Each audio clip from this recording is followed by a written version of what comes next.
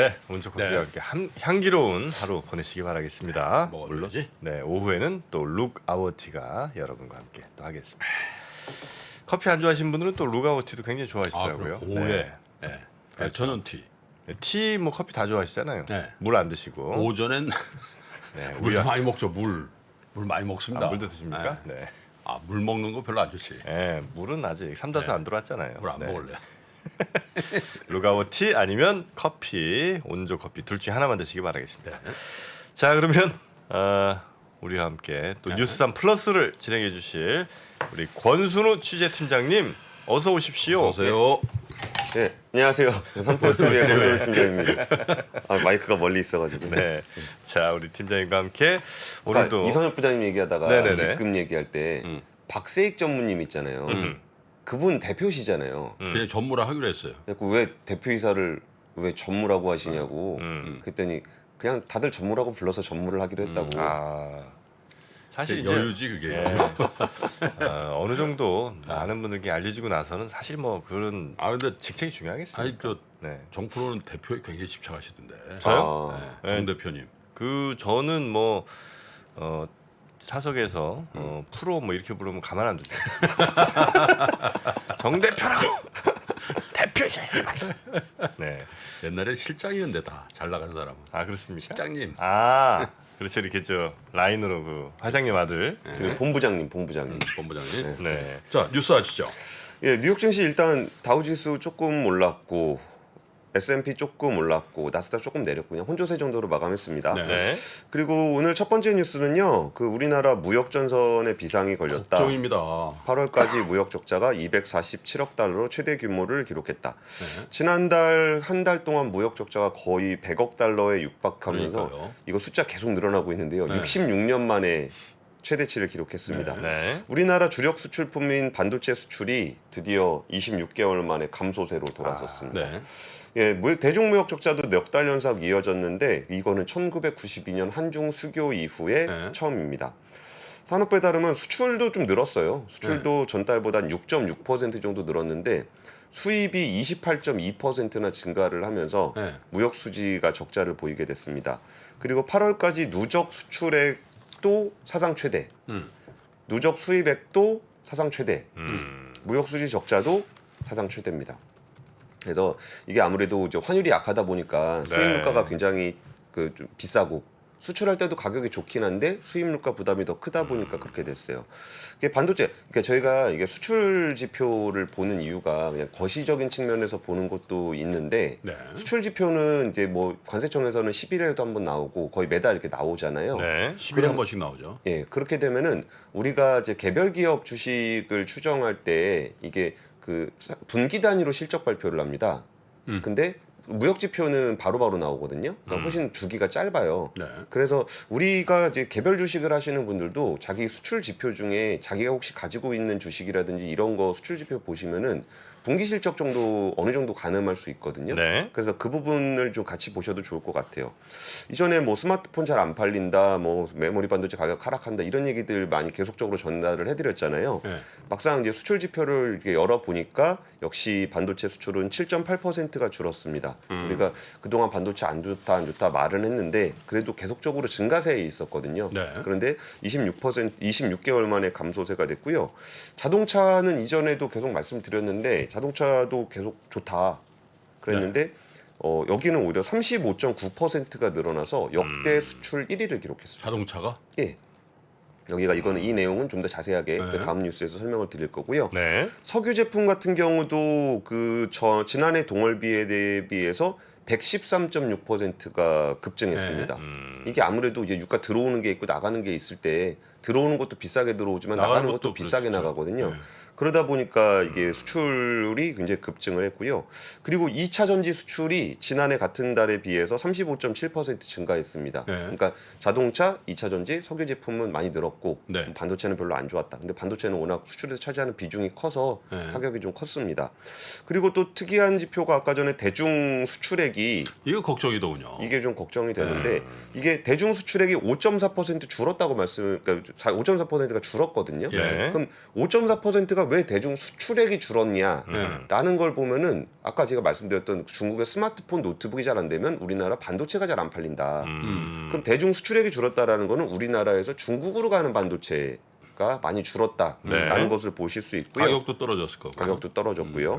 그리고 여기가 우리가 대중 무역 적자가 났다는 거. 반도체는 많이 못 갔는데 그럼 도대체 뭐가 이렇게 많이 우리나라에 들어왔냐? 그게 다 2차 전지더군요. 2차 전지. 네. 그럼 이거는 아까 전에 그 미국의 수출하고 비교를 해보시면 네. 해외 2차 전지 수출액이 35.7%가 늘었잖아요. 예. 그러면 중국에서는 원재료가 그만큼 또 들어왔겠죠. 예. 그러다 보니까 아까 반도체는 잘 못 나갔는데 2차 전지 재료는 많이 들어왔으니까 예. 그러다 보니까 대중무역 적자가 확대가 되면서 한중 수교 이후에 최대치를 기록하게 근데 된 그거 겁니다. 기사를 보면서 사실 그 대중 무역 그 적자의 대부분이 2차 전지 원재료들이던데. 예, 예. 근데 미국에서 근데 그걸 또 중국 거 쓰면 안 된다면서요. 지금은 아니죠. 아니 앞으로. 앞으로. 예. 그래서 그거를 연결고리를 당장 어떻게 끊을까? 그러면 나중에 이게 또 문제 안 되나 이런 걱정이 있던데. 아, 그거는 조금 더 이렇게 상세한 설명이 좀 필요하긴 네. 한데 우리나라 2차 전지 회사라든지 소재 회사들의 그뭐 IR 자료 같은 거 보시면은 예. 향후 그 공급망을 바꾸는 계획이나 내재화를 하는 등의 계획들이 좀 있어요. 그리고 뭐 어제도 계속 발표가 됐는데 뭐 이게 요새 기업들이 뭐 어디랑 뭐 MOU를 맺는다, 뭐 어디에 출장을 갔다 이런 네. 뉴스들이 있게 있거든요. 네. 그러니까 그 뉴스 하나하나를 뭐 세레모니라든지 그냥 이벤트성 기사로 보실 게 아니라 2024년, 25년 이후에 공급망을 어떻게 재편할 것인지에 대한 일들을 발빠르게 네. 움직이고 있는 거예요. 그러면서 여기서 뭐 우리가 폐배터리를 뭐 재활용하는 업체랑 우리가 손을 잡았습니다. 네. 뭐 어디다 투자를 했습니다. 이런 내용들이 중국에 의존하고 있는 배터리 재료 부분, 원재료 부분들에 대한 공급망을 바꾸는 작업들이에요. 네. 그래서 그 작업이 뭐 오늘부터 뭐 내일부터 바뀝니다. 이렇게 되지는 않지만 이런 계획들, 그런 뉴스들 하나하나가 한 1년 후, 2년 후에는 그 현실화돼서 이게 숫자들을 계속 바꿔가거든요. 그래서 그런 작업들은 좀 많이 지원을 하고 있습니다. 예. 그래서 그 부분들이 좀 변경이 좀 필요할 것 같아요. 예. 네. 자, 자, 두 번째. 두 번째 뉴스는 아까 자동차 생산량 그러니까 네. 자동차 수출량 늘어났다는 거 관련해서 그 매달 1일이 되면은 자동차 업체들이 자신들의 판매량 통계를 내요.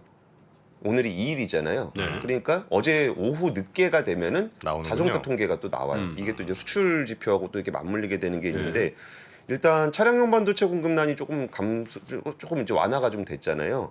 그러다 보니까 이제 우리나라가 뭐 물건을 팔았는데 그 중에서도 수출을 굉장히 많이 했습니다. 네. 일단 현대차 같은 경우에 이제 해외 판매가 14%가 늘었어요. 네. 국내 판매는 한 3.5% 정도 줄었거든요. 근데 해외 판매가 워낙 늘어나다 보니까 전체적인 판매가 11%가 늘어났습니다. 이제 국내 시장에서는 뭐 그랜저가 뭐 제일 많이 팔려요, 여전히. 그랜저가 한 4,600대, 뭐 아, 소나타도 그래요? 4,300대. 그 SUV 중에는 뭐가 제일 많이 팔릴 것 같아요? SUV? 그렇죠. 정프로님도 자동차 전문이시죠. 우리나라에서 현대차 기준. 현대차 기준 네. 말해봐. 산타페죠. 아, 팰리세이드가 더 많이 팔려요. 아, 왜 나한테는 내가 펠리세이드 하려고 그랬어요. 아, 정말 그 못난 모습입니다. 아, 진짜라니까. 그럴 땐 그냥 그 뭐 바로바로 얘기하셨어요. 뒤늦게 와서 뭐 아유 막 아니 차에 대해서 나한테 아예 기회를 안 주네. 아유 펠리세이드 얘기. 펠리세이드가 더 많이 타보니까 팔렸어요? 좋더만. 예, 한 4,000, 그러니까 거의 한 팰리세이드가 3,200대, 산타페가 2,500대. 예. 그러면 기아는요? 기아는 기아 뭐가? 소렌토죠. 아, 이거 진짜. 김프로님한테 물어보려고 그랬는데. 소렌토죠. 예, 맞습니다.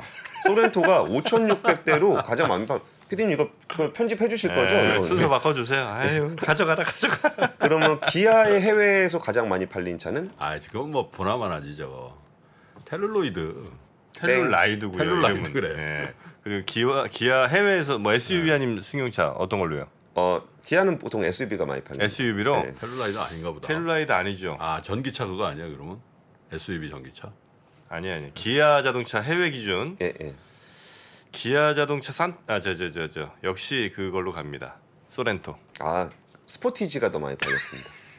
아 스포티지? 예, 의외네 그거는. 스포티지가 한국에서 잘 안 타는 거 아, 아니야? 원래 베스트셀링 모델이에요 스포티지는. 그 여기가 이게 해외에는 그러니까 큰 SUV들이 많다 보니까 오히려 여기가 좀 틈새 시장입니다. 투싼이라든지 스포티지라든지 사회초년생들 뭐 이런 애들. 예. 그래서 지금 기아 같은 경우는 내수 수출 모두 성장을 해서 전년 동월 대비 한 10% 정도 더 늘었어요.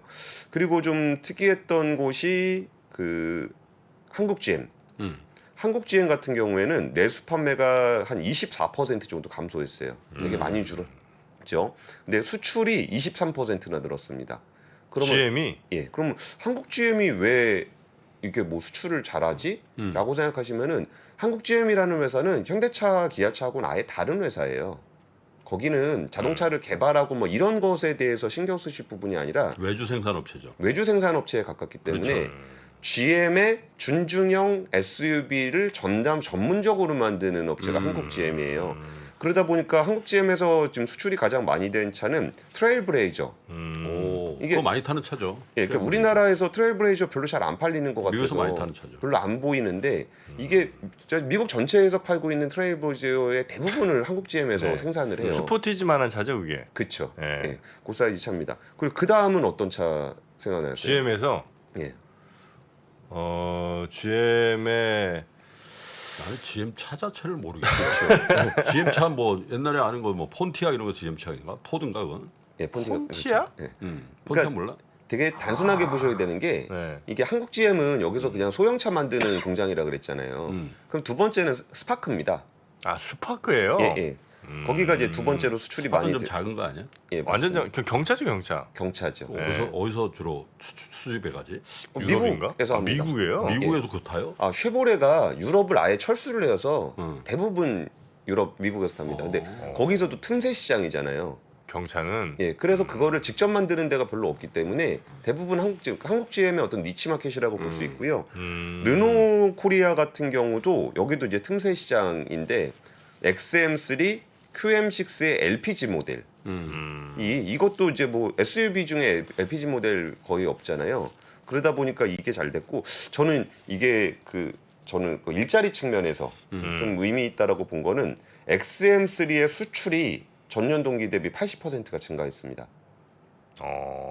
많이 늘었죠. XM3. 예. 그리고 이런 부분들은 사실 우리가 주식시장적인 측면에서는 이게 뭐 사실 이게 큰 의미는 없는데. 큰 의미는 없는데 비상장이니까. 예, 그게 이제 부산 지역의 그 르노 코리아를 중심으로 한 거대한 자동차 서플라이 체인들이 있거든요. 그렇죠. 협력 부품사들도 한번 있고. 예전에 한번 그거 한 적이 있었잖아요, 예. 기사로 그죠? 그래서 저는 이런 부분들 여기에 대해서는 조금 저는 관심이 좀 있습니다. 네. 그리고 쌍용차가 전년 대비 38%가 늘었습니다. 판매가. 쌍용차. 예. 그 새로 나온 그거요. 역시 정프로님 토레스? 예, 토레스. 토레스. 예. 토레스가 이제 한 6,000대 넘게 예, 제대로 알고 있는 게 단 한 대가 없습니다. 소레스는 어디예요? 소레스. 소렌토랑 뭐 섞으신 건가? 예, 토레스가 그게 한 2,600만 원 뭐 그때부터 아 이게 시작해. 제대로 좀 합시다. 뭐가요? 이름 바뀌었어요. 토레스? KG 쌍용 모빌리티로 어제부로 아, 바뀌었습니다. 어제부로 바뀌었습니다. 쌍용 자동차가 아니, 뭐좀 제대로 해야지. 진짜. 하나 잡았어.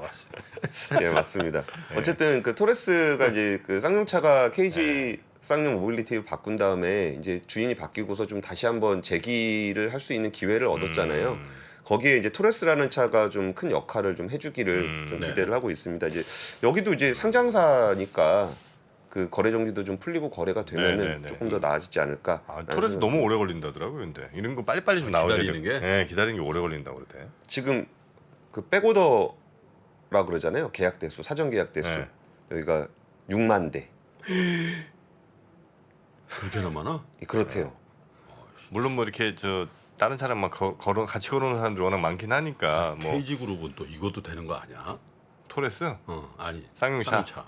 이거 살리기만 하면 좋죠. 그러니까. 여기도 뭐 평택을 중심으로 해서 거기를 다 책임지고 있는 회사라서 좀 KG 그룹의 그 박 회장님이라고 박재선 계시거든요. 회장, 박재선 회장이라고. 여하튼 M&A 진짜 규제야. 그러니까 M&A의 규제라기보다 운이 좋은 거야. 어떻게 잘 M&A를 하신 거야. 해서 그래도 잘 살려요. 그러니까. 그러니까 동부제철 이런 동부제철 거 그런 거. 거의 이거 동부제철. 답이 없을 거라고 생각했던 회사였는데도 그렇고 그러니까. 네. 쌍용차도 사실 답이 명확하게 보이진 않는데 좀 잘 해주시기를. KFC는 잘 되나 몰라. KFC요? 예. 켄터키 프라이드 치킨도 샀잖아. 그것도 거의 거예요. KFC는 그닥 그렇게 뭐 특별히 돋보이진 않는 것 같은데. 옛날에 뭐 두산에서도 가지고 있었다가 KFC에 가면 이데일리 신문 딱 거기 있어. 맞아요. 이데일리도 KG 계열이. KFC에 그 신문을 놔둬요? 그것도 좀 이상하다. 아니 KFC에 그냥 이데일리 신문이 종이 신문. 아, 왜? 아니 뭐 KG 이니시스도 굉장하지. 아, 이니시스. 자, 이제 뭐 기업 얘기는 뭐 우리 김프로님 전문이시니까. 네. 하여튼 그래서 자동차 판매가 자동차 수출이 어마어마하게 잘 됐다. 예. 8월달에. 예. 네, 단가도 좋습니다. 좋습니다. 자 그리고 세 번째 뉴스 가볼까요? 그 중국이 그 엔비디아한테 AI 반도체 중국 수출하지 말라 그래가지고 엔비디아 주가 간밤에 8% 급락했습니다. 이게 그 AI 그러니까 GPU 만드는 회사거든요. 엔비디아가 이 그래픽 카드에 들어가는 GPU를 만드는데 이게 그 개인용 PC에 들어가는 GPU 수출을 금지한 건 아니고 네. 이 GPU를 인공지능을 할 때 써요. 그거를 이제 GPGPU, 범용 GPU라 그래가지고 A100, H100의 그 인공지능 서버에 들어가는 반도체거든요. 그거를 이제 금지를 했다. 그러면서 이게 왜 그러면은 그거를 그래픽 장치 GPU를 금지를 했냐 그랬더니 이게 뭐 저런 거 있어요. 뭐 영상 인식하고 사진 인식하고 뭐 이런 거를 할 수 있는데 인공지능으로 네. 이거를 사실 위성 사진을 가지고 그렇게 돌리면 이게 네. 군사용으로 전용될 수 있다는 거예요. 그래갖고 뭐 AMD의 AI용 GPU도 수출이 금지가 됐는데 사실 그 엔비디아가 GPGPU 시장에서 점유율이 90%가 넘어요.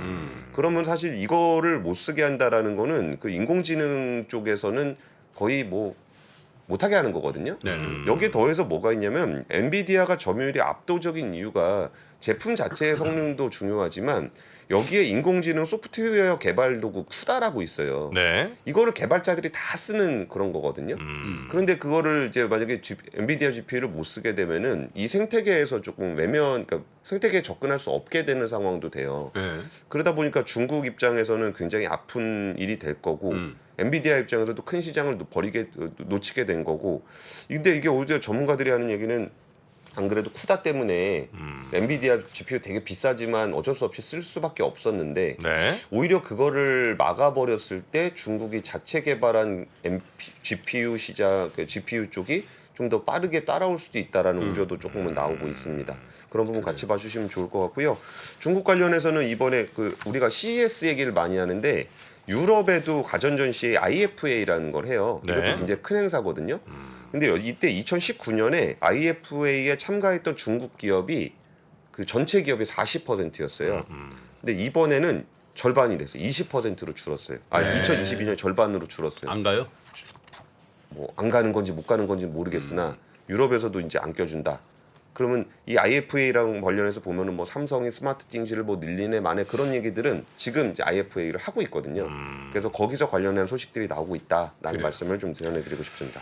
자, 김프로의 뉴스 하나 얹어 보죠. 이재용 부회장이 아마 추석 기간에 네. 영국 출장 그 보도가 있어요.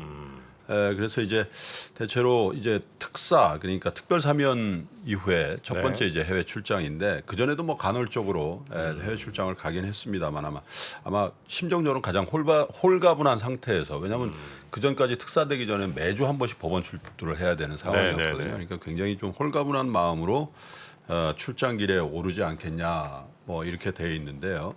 아마 최장 12일간 해외에 머무를 수 있다 이렇게 돼 있는데 영국하면 이제 뭐 떠오르는 기업이 하나 있죠. 영국이요? ARM, 아, 네, 암이라고 한 그게 이제 지금 매물로 나와 있다 뭐 이런 얘기들이잖아요. 그래서 이거를 인수할 수도 있다 이런 이제 추측성 보도들이 나왔는데 물론 이제 뭐 글로벌 M&A라는 게 사실 굉장히 오랫동안 걸립니다. 사실 저도 뭐 M&A를 좀 해보면 그 로컬에서 조그만 회사를 인수할 때도 굉장히 그 절차가 복잡하거든요. 네. 예, 법인격을 사고 판다는 건데 ARM처럼 굉장히 규모 있는 글로벌 M&A가 단박에 될 가능성은 별로 없지만 어쨌든 이제 삼성전자 내부에 있는 100조 이상 되는 그 유보금을 어떻게 쓸 것인지가 사실 이제 삼성전자 주주의 입장에서도 굉장히 중요한 이슈 아닙니까?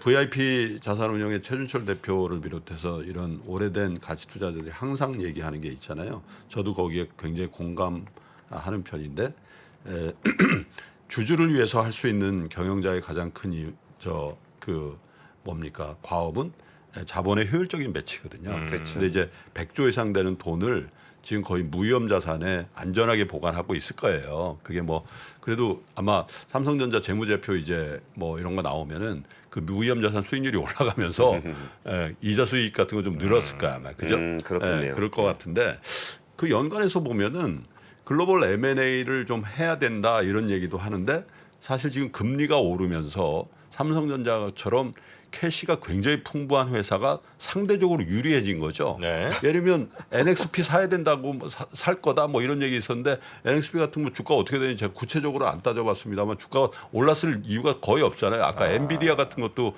주가가 얼마나 많이 빠졌습니까, 그죠?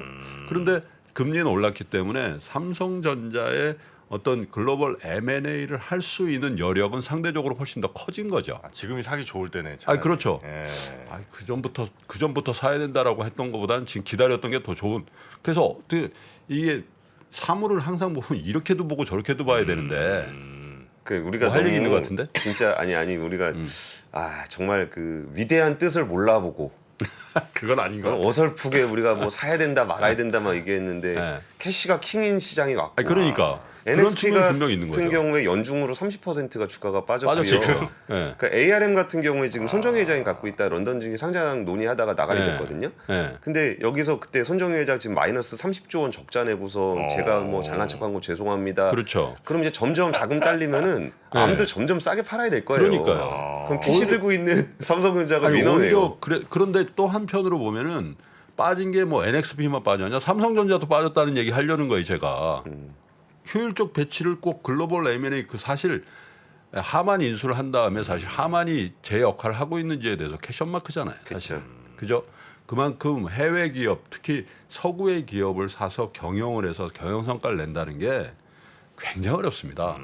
직원 관리라든지 여러 가지 법제도 이런 것들도 그렇고요. 그래서 사실 등잔 밑이 어둡다고 이 100조 이상 되는 돈을 효율적인 자본 배치의 관점에서 이재용 부회장이 해야 될 일은 제가 볼 때는 그렇게 싸져 있는 5만 원대가 돼 있는 자사주를 사는 거예요. 그것도 화끈하게 태워버리는 거죠. 네, 그렇게 해야 된다. 어제 사실은 뭐 권순우 팀장하고 저 정프로하고 저희가 SK그룹의 최태원 회장님 저 회장 그 인터뷰를 했잖아요. 네, 네. 물론 이제 대한상의 회장님 자격으로 와서 인터뷰를 해서 엑스포 얘기도 하고 참 이재용 부회장도 이번에 해외 방문에 엑스포 특사 자격으로 엑스포 유치 활동으로 간다는 거예요. 그래서 저도 처음 알았네요. 엑스포라는 게 지금 2030년 부산 엑스포를 지금 유치하려고 하잖아요. 네. 근데 전에 있었던 여수 엑스포, 대전 엑스포는 인정 엑스포라는 거잖아요. 저 들었잖아요. 그죠? 예. 그래서 그거는 사실은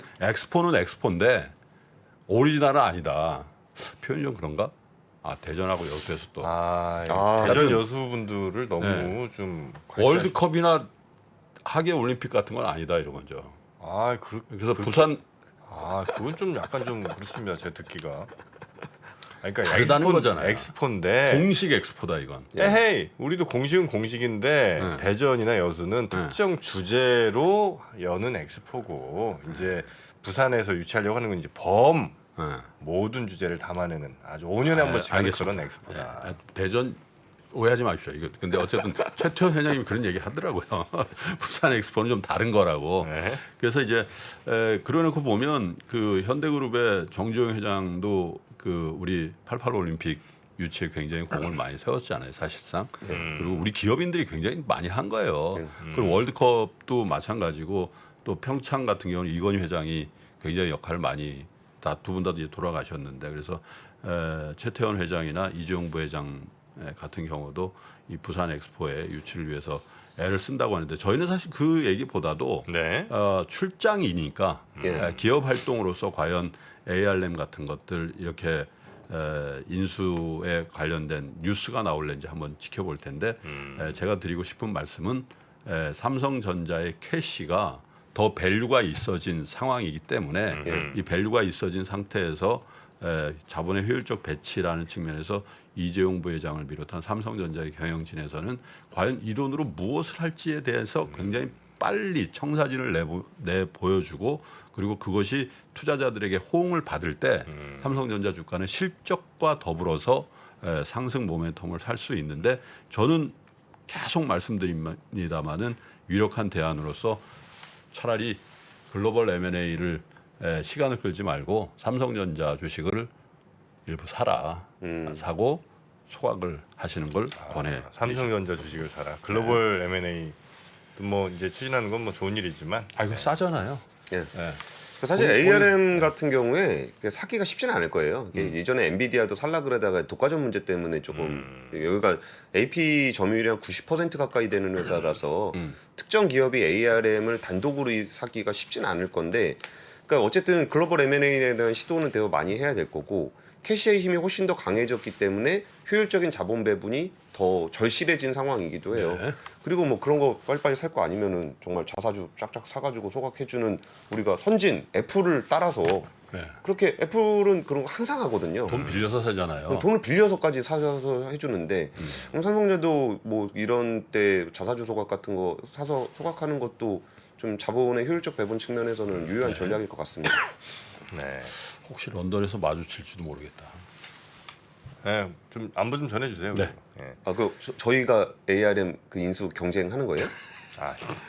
우리가 ARM이 인수해서 뭐 할 건데요? 우리가 인수해서 뭐 할 거야? 준다고 쳐. 네. 온다고 치면 어떡 할 건데요? 감당되겠어요? 그러네. 네.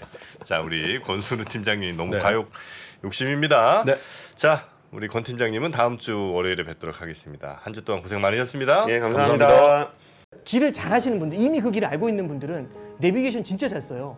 쫙 펼쳐본 다음에 탁 한 다음에 여기 새로 도로 난데 이런 식으로 가지 않아요? 드디어 3프로TV에서 오건영 부부장의 경제 강의가 출시됐습니다. 가끔씩 택시 운전기사님들이 가려고 그쪽 가지 마시고 일로 가시라고 이렇게 하지 않아요? 네, 그게 저는 포인트라고 봅니다. 저는 저 같은 사람들을 그렇게 쓰셔야 된다고 봐요. 이 사람이 하고 있는 로직, 그리고 이 사람들이 앞에 일어나는 이슈들에 대해서 정리해 주는 거 있죠. 그래서 이런 걸 통해서 제시해 주는 뷰 같은 것들, 이런 시나리오들, 이런 것들을 좀 보시는 게 되게 중요해요. 전문가들을 쓰시는 가장 좋은 방법은요, 그 사람이 주고 있는 뷰에 대해서 한번 같이 종합적으로 보시는 게 되게 중요해요. 그 사람들은 그 길에 대해서 가본 적이 있는 사람들이에요.